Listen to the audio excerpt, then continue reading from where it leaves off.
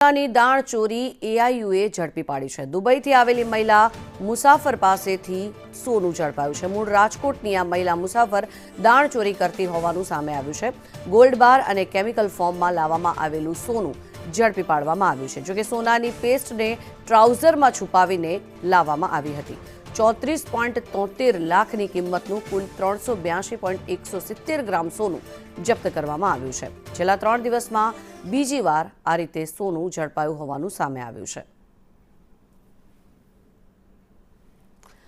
તો દુબઈથી આ મહિલા દાણચોરી કરતી હોવાનું સામે આવ્યું છે। આ દ્રશ્યો આપ જોઈ રહ્યા છો, જે રીતે જેકેટમાં એટલે કે વસ્ત્રમાં સોનાના પેસ્ટ બનાવીને એની અંદર લગાવી દેવામાં આવી હતી। આ સમગ્ર મામલો સામે આવ્યો છે।